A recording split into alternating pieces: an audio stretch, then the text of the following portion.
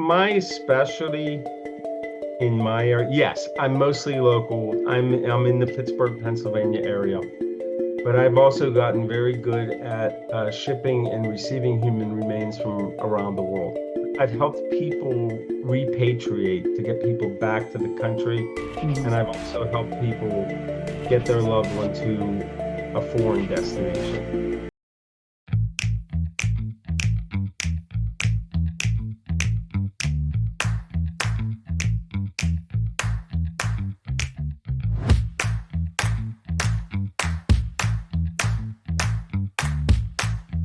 Hi, everyone. This is Martin Pytela for Life Enthusiast Health Shots podcast. And you'll find me at life-enthusiast.com. Today, I have with me Frank Perman, who happens to be the man you will eventually have to meet, or at least one like him. Frank, it's a delight to be meeting you. Thank you, Martin. I appreciate the invite. I appreciate you having me on. Right. So the story is Frank owns a funeral home, runs a funeral home, and knows a whole lot about the human fate. Everybody's going to have one. Frank, where do we start? Martin, let's start with this. We know it's going to happen. Yeah. The odds are 1 out of 1. There was only one person that came back. He was only here for 40 days, and then he said he'd come back and get us. Right. Yeah, but other than that, any day now. So we know this. So the issue is, what do you want to do for yourself? What would you want to do for someone else? The question that gets asked of me most often is, what do I do now? And the answer is, it depends. And I'm not saying that to be a smart aleck, because it's not a smart aleck answer. Different people have different needs. They have different ways to honor their dead. They have different ideas and thoughts of what they want to do themselves for themselves. Yeah. So my job is to get them to not so much what a lot of times you hear the word closure. I don't like the word closure because I think closure means you're closing a book. To me, what I'm getting them to, if I'm doing my job, I'm getting them to resolution. They are resolved of what the situation actually is. Yeah, acceptance. How do I move from there? Yeah, we have the famous 5 states of grief, right? Absolutely. And we start with acknowledging that it happened. Right.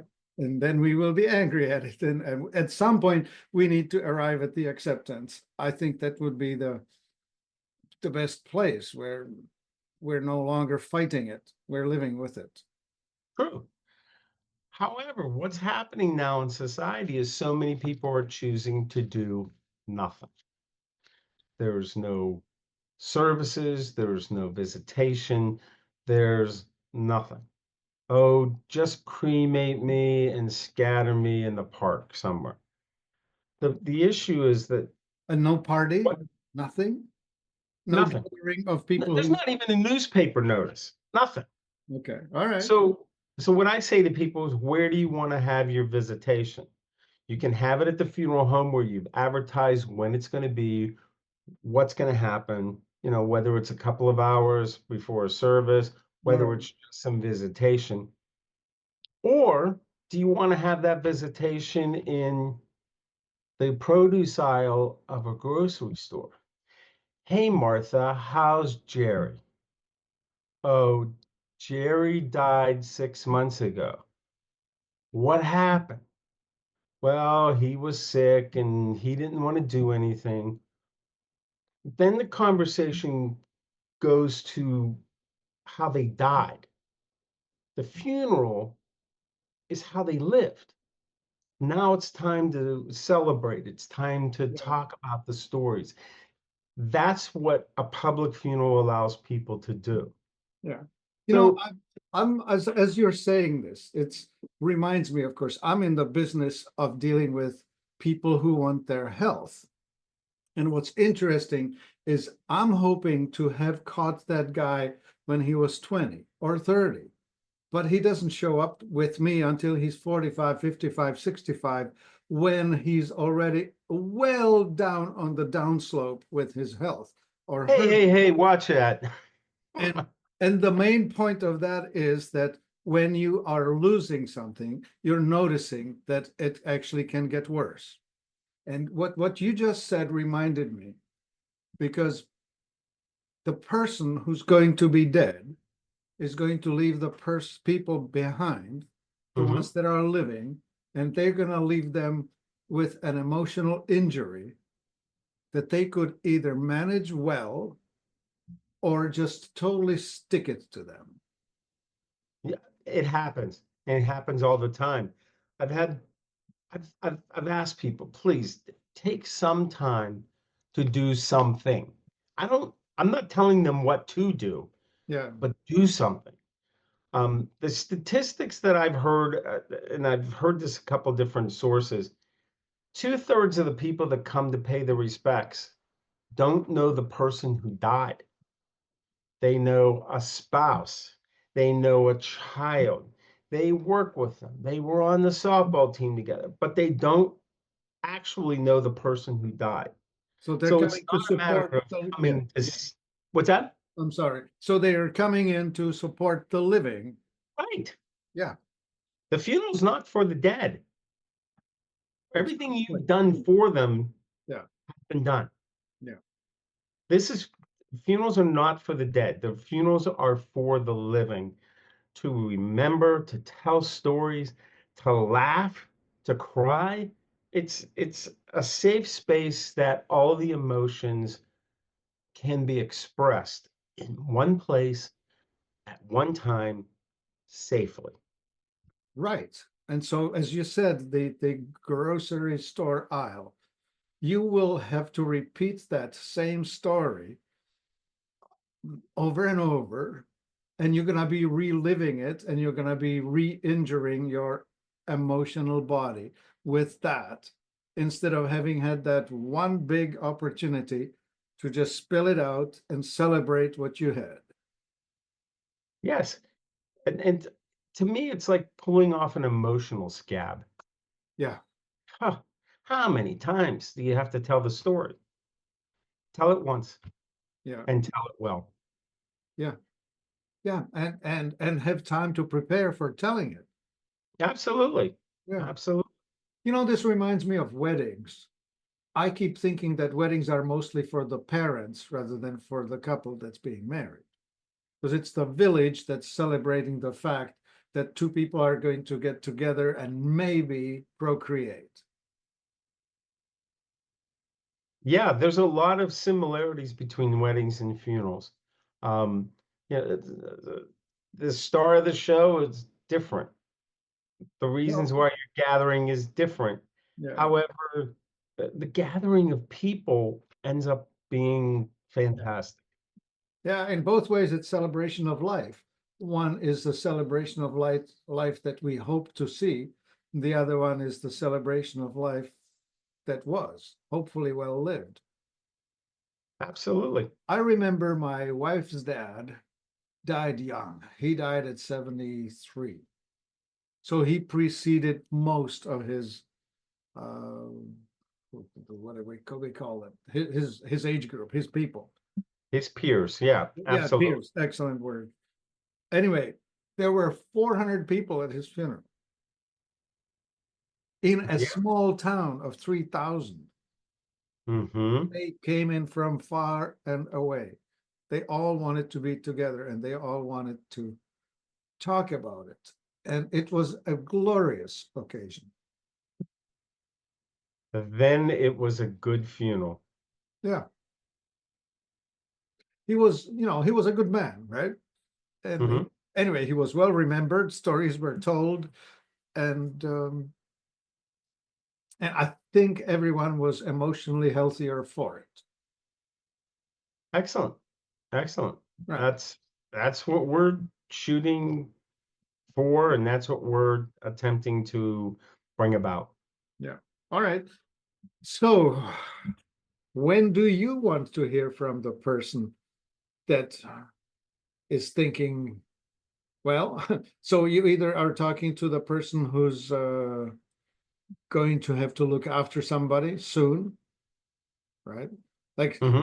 a caregiver who's already sees the end of the road for somebody they're caring for. Ah, gosh, there's so many different scenarios. It just depends. Oh, absolutely. And I'm not, I say that it depends not to be a smart aleck because there's so many, everybody handles grief differently. Everyone, everybody handles the same death differently. Mm. How you would handle your father-in-law's death would be different from your wife, would be Oh yeah, different from his wife, would be different from any other children, the grandchildren. It's, it depends. The issue is how do you find the balance to get everybody heading at least in the right direction of resolution? That's the key. That's what I do. okay, well, let's try and have you help people plan something or at least think about what are the 5 things that you'd want them to put on their to-do list soon. First is gather the memories, your own memories. Look at photographs. My mom just went through a box of literally last week. We were talking about this. She found a box in her mother's things that she hadn't even seen, and it was photos of me as a baby and as a toddler. Um, Pictures of my grandfather, pictures of my grandmother, um, stories that my grandmother had written down that my mom didn't even know about. Well, Yeah, she died in 91. So we're talking 34 years later. My mom is still finding out things about her mother. yeah. Okay, let it's not a matter of telling everybody what you have. Tell them where things are, whether it's financial records, whether it's photographs, whether it's videos. Let people know where things are so that then they can make the gather, they can do the gathering of the stories, Mm, your own stories. all So right. many times I hear, oh, I didn't know much about him. My dad worked all the time. And then I went, okay, but you brought me photographs because we do videos in house. And it's like, there's photographs of you at a beach. Where are you? What do you mean your dad only worked all the time? That's not true. You did things together as a family. Oh Yeah, yeah, my dad was the assistant coach of my baseball team. Hello. all the time. You know, Yeah, how do you get the brain moving in the direction of what yeah, stories do you want to tell? yeah. I'm just planning in my head as you're saying. I'm thinking I need to record a video that's going to start with, "Dear executor, Oh yeah. Well, I don't want to. my The financial thing, records are stored on a hard drive in my drawer on a thumb oh, and drive." what was that password? Yeah, exactly. The password is. Yeah, yeah. PASSWORD. I get it. All right. But but that's part of it. The other thing is ask your family, okay, if something happened to me, what would you want? Would you want to see me? Would you want to have people gather? There's a lot of people that make arrangements for themselves and they say, oh, I don't want anybody to make a fuss. Right. Shush, shut up. Let them make a fuss. Do the fuss. Make the fuss. Yeah. Death, death is hard enough as it is Yeah. to do nothing. It's Yeah. okay. I'm pretty passionate about that. Do Oh, something. all right. I'm not here to tell you what to do. Just do something. Yeah. Send my ashes to be with my grandmother in Pennsylvania, where our clan started. Right. Something. Yeah, do something. Yeah. All right. Okay. Neither, So then neither you're the still alive. cemetery to do that. Okay. So Go if ahead. I'm sorry. I'm sorry. Yeah, I keep talking over. So if you're still alive, make a plan. Think about what you want. Think about not yourself, but think about the ones that you are leaving behind. Exactly, because a lot of times people make pre-planning arrangements and it's nothing that the family actually wants or even needs. All right. It happens often. Selfish stuff. Yeah. Yeah, it's like, oh, don't make a fuss. Stop. And I'm not telling people to it it's not about money.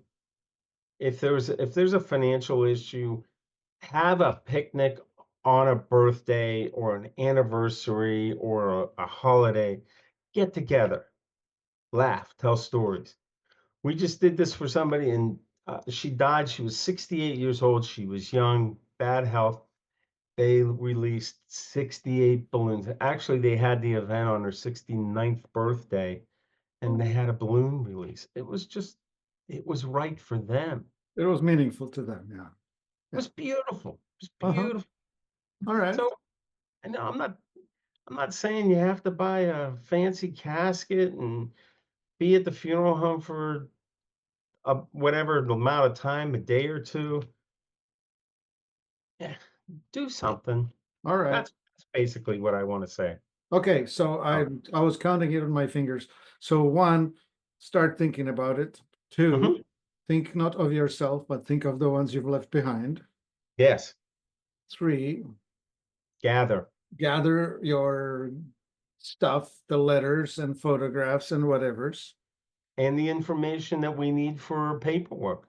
Oh When yeah, some the when legal somebody things. Yeah, obituary information, whether you decide to put it in a newspaper, to which my kids would say, "What's a newspaper?" Um, but put it so you could put it on the funeral home website. Just the obituary, just the information, So you can email survivor. everyone the link to that page. Right. Everybody can link it, and with social media nowadays, I think it gets out faster through social Yeah, than a newspaper. right. It happens. The other thing is we need information for the death certificate. Oh yeah, Social security number, date of birth, mother's name, including mother's maiden name, father's name, where they were born. If they were born in the US, what county, what state. If you're born in a foreign country, that information, what they did for a living, the highest level of education. Um, some of that sounds kind of crazy of what they ask for. Pennsylvania's vital statistics, they're doing longevity studies based upon education and what they did for a living.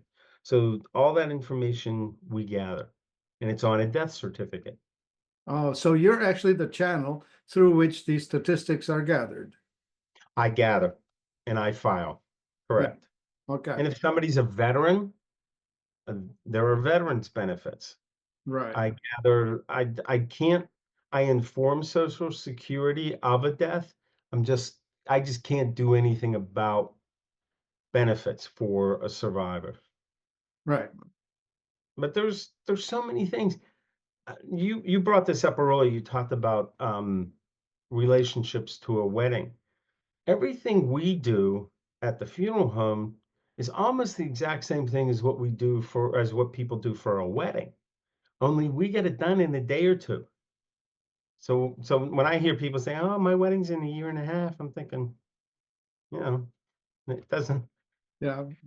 The marriages sometimes aren't lasting Oh, that holy long. smokes. You're like the fast food of insignificant events. Right. Well, I wouldn't go that low. What I mean is like you For have to get it. time wise, yes, it happens quickly. We think about it. We get a venue for a luncheon. We get a venue for a service. Um, we do printing. We have paperwork. There's documentation. So, in essence, yes, we get things done in a quicker version.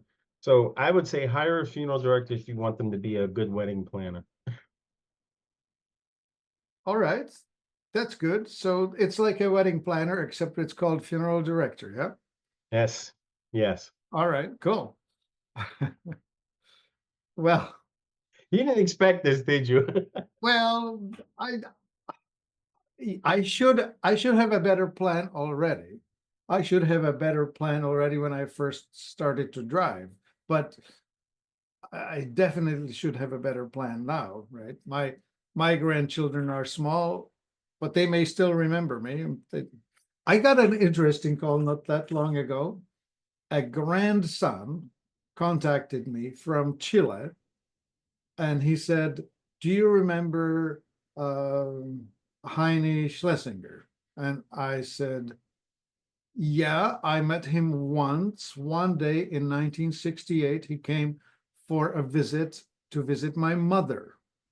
Uh-huh. He said, "Yeah, yeah, I have some photographs." And he showed me a few photographs of myself, my parents. I was a 16-year-old boy then. And we were standing on the city square, right? And so he's telling me, "I am trying to research my grandfather. He never wanted to speak about his life before Chile because grandfather was a survivor of the Holocaust. And he left for Chile. And so there was a heartbreak in 1947. Nothing before 1947 was, right? And so this grandson is now trying to find out, with the guy being dead, he Huh. only left him a photo album, and he found a name, and he looked me up online, and he wanted me to tell him a few stories. Wow. Wow. Talk about and it happens to so many kids. They're about 18 or so, and they start getting interest in their grandparents. Well, if the grandparents already gone, there's not much to tell unless the Right. grandparents left something behind, right? Right. Most people can't go beyond their grandparents' parents or their great grandparents. Well, Very that's few people can go that many generations back. right. I have people calling the funeral home and saying, "Hey, my grandfather died in 1968. Can you let me know where he was buried?" And if I have those records, we have records from our funeral home back that far, but we've purchased other funeral homes where their records aren't quite that extensive. Right. So we do what we can. Right. Interesting. Yeah, there used to be good records when churches were running the show, and it was all written in the priests or whatever it was, directories, right? I Right. bet you there are better records from 1800s than there are from 1960s or 50s or 40s. I don't know. You may be right. I don't You know. may be I'm right. just guessing at that. All right. So let's talk about the living. Mhm. So we're still on the no regrets funeral. What all should I have done so that my people won't hate me for letting them down? When you gather the information, I said it earlier, tell people where it is. You don't need to tell them what's in it. Just tell them where it is. Many people have made funeral arrangements, never told their family. The family then has a funeral somewhere else, and they had no idea that they purchased a cemetery plot or a marker or a casket or pre-planned a funeral. And Oh, so it's like I had a prepaid $20,000 affair and nobody used it. nobody used it. There are thousands of caskets purchased, but will never be used. Interesting. Here's something I wonder about. Tell me this. Mhm. What happens with caskets? Are they burnt with the body or are they reused? Am I For buying this cremation, beautiful piece of furniture only to destroy it, or am I buying it to rent it for a while? it depends. Some people have cremated Solid wood caskets, cherry, oak, mahogany, right into the crematory. And then other people have utilized, I don't quite want to call it a rental casket because it's not used over and over. The shell is, but the interior is changed Right. person to person. And then the interior goes with that person to the crematory Yeah. and put a new interior in. Right. So I mean, to me, it feels almost sacrilegious to sacrifice the tree. I don't know, mahogany or cherry or oak or whatever the heck it was, and just burn it up in a pyre. first of all, it's hard for me to look at that happen. However, there's some people they that's what they want. They want Okay, well, that. You know, there's a geo tracker will get you the same place as a Lamborghini. Okay. yeah, yeah, yeah. What do you want? What it's not for me to say what's right for that Sure. particular Yeah, person. bury me with my horse and my three wives and 2 dozen of slaves, all of it. Yeah. Look at the what's in China, the terracotta army. Right. Yeah. Was Yeah. that a funeral for one guy? One person, over 8,000 terracotta So soldiers, and every single one was different. yeah. No duplicates. So, you know, look at the Taj Mahal. People don't realize the Taj Mahal is a mausoleum.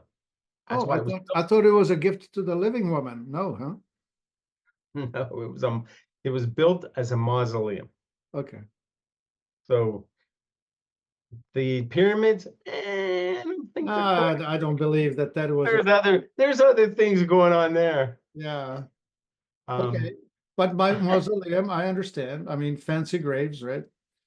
Mm, right. And you have people who purchase a simple casket, and you have people who buy caskets that are unbelievably expensive. all right. I'm not here to judge. I'm here to do what families tell me Right. to do. Yeah, you can make a statement as impactful as you are.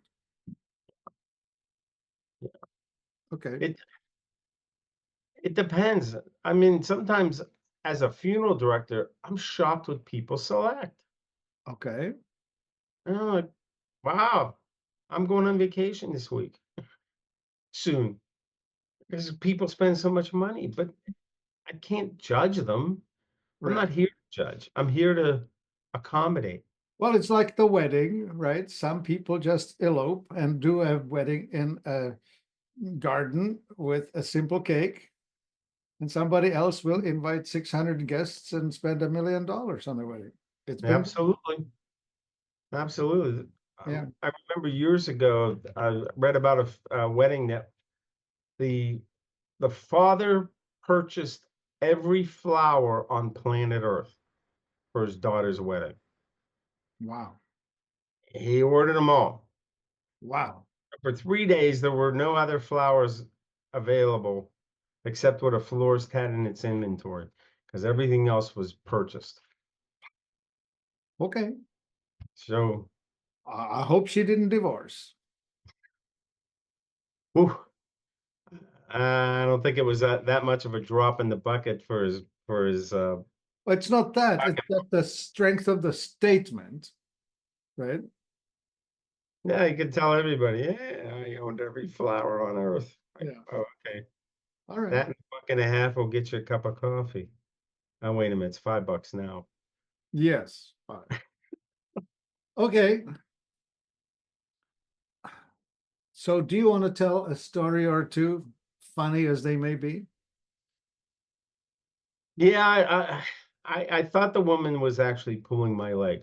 I'll start with that. I got a phone call. She wanted to come in to prearrange her husband's funeral. I had it prearranged. He's alive. He's not dead yet. Understand that. Made arrangements, and she said, I'd like to schedule the cremation for Tuesday. And I said, I thought we were prearranging. She said, yeah. I said, well, we can't schedule a cremation until he's dead. And she goes, "Oh, he has to be dead first." I yeah, um, he might have something to say about it before it happens. Oh man. And I thought, why is this lady pulling my leg? She wasn't. She was serious. She wanted to what? Burn him alive? Get rid of him. I said, Yeah. divorce him. He can still work and pay your alimony. I didn't get it. I didn't understand That what she is was. wild. Okay. But I'm like, really? Um, had a funeral service at the funeral home. Family came in. They had the visitation. Now we're at the service. They invited people to come up and tell something about the person. Well, you know, the daughters and the sons and the grandchildren and brothers and sisters, everybody had a story. And this gentleman got up and he walked to the microphone, and nobody knew who he was. And he said, he was in Mississippi for 2 years. And everybody went, yes, in the military. Yes. I want you to know that he was my father, you know, that nobody knew about. Nobody. And that there's that momentary, you know, the Yeah. breath comes in and everybody's like, ooh, what's going to happen here? And the sons and daughters all got up and they welcomed him to the family. It, it, it was beautiful Hmm. considering what could have happened. And he wasn't there to stick it to anybody. He said, I just wanted to come, say hello, introduce myself, and say goodbye to my father. Wow. It Yeah. stories like that happen. And it's not necessarily funny. It's it can be beautiful. It can be cathartic. It can be um, fun and funny, even at a sad event. Yeah. And that was one of the most powerful things, especially when nobody expected it, nobody knew it was coming. But Awesome. it was phenomenal. Great. Well, so we got stuff to look forward to. That's You do.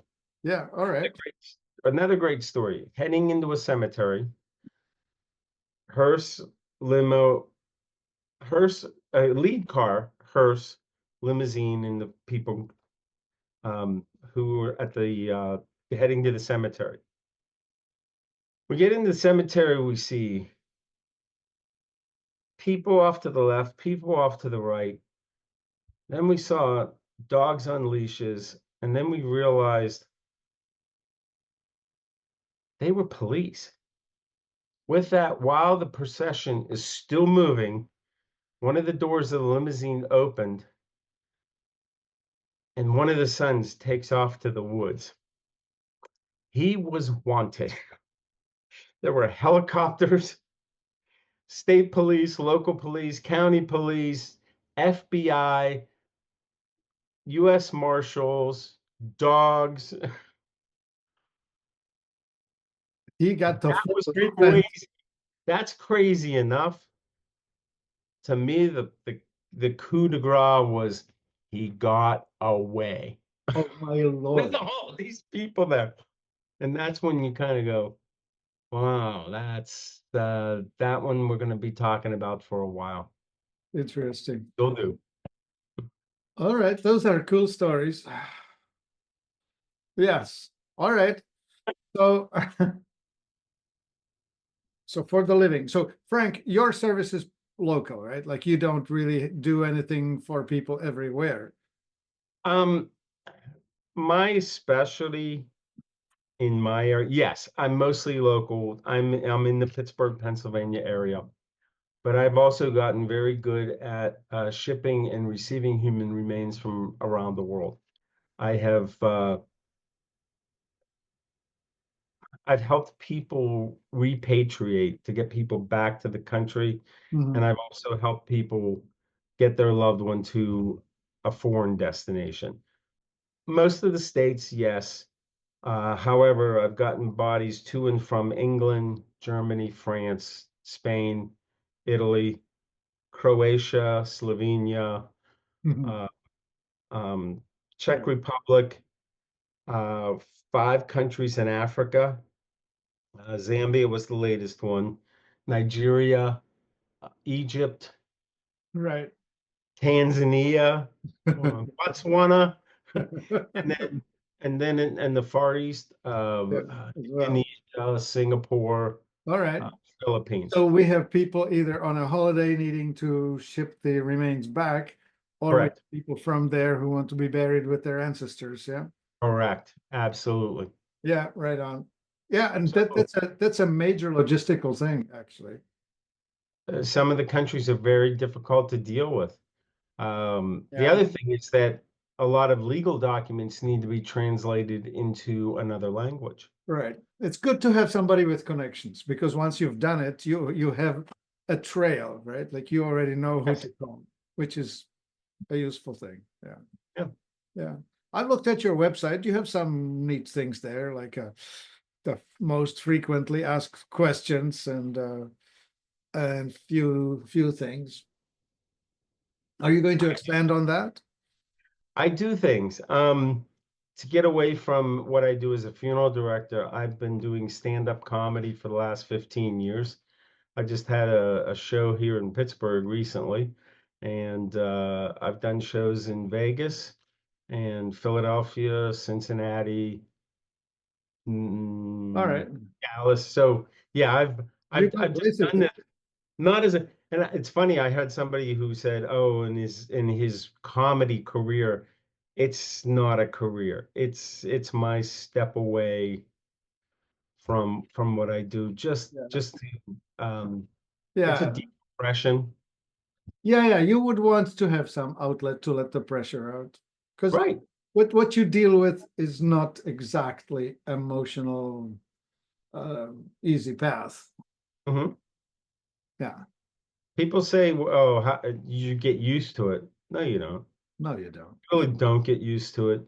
If you get used to it, you should probably think about getting into a different profession Yeah. or retire or sell. You don't get used to certain things. Um, that's a fallacy. Yeah. It's sort of like the soldier who's coming back from the war, right? Right, It right. it marks you. It's not. Yes.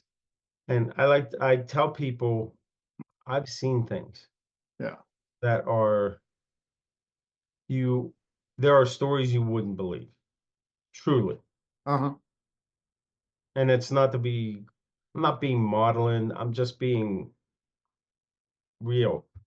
I've seen things that you just that I've shaken my head and say, I can't believe this. It's hard to believe. Okay. Well, when I asked you, are you going to expand on it? I thought you were going to tell me that you're writing a book or something. I've written actually, I have 2 books finished. One is a planning guide that is it's being edited now. Um, I actually put too much information in it, and it's unwieldy for what people need to do if a death has actually occurred or it's coming soon. Um, that's finished, but I got to get rid of some stuff. The other one is I'm also involved in scouting, and I wrote a memorial book for to memorize to memorialize a scout or a scouter that has died, and for an organization that has a belief in a higher power, they never had one. So in 2021, I finished the memorial guide for the Boy Scouts of America. And I have that book too. And it has gone out Yeah, many. that would have legs. Yeah, that one had legs. It has legs. It has legs. So I'm also in the process of, like you asked, the stories. I'm writing it now. The book's called Life Lessons Learned in the Business of Death. And I'm putting down the stories of things that I have experienced, witnessed, or even heard about that are, some are funny, some are unbelievably tragic. Um, there's a lot of life you can learn about when you're dealing with death. Yeah, Frank, you should be starting a Substack. Yeah, I should. So, My, uh, my weekly. This week we had right. whatever the story might be. Yeah, all right. Okay, folks. Well, I hope that you have at least had a chance to reflect and just realize that this is going to be in your face one day with full force, and that a bit of planning, it goes a long way. As I started out, we hope that people will do preventive things. The power of prevention is awesome when it comes to your health. And I think the power of planning is going to be worth, the penny planned is going to be worth a pound after the fact, something like that. Hmm. Yeah.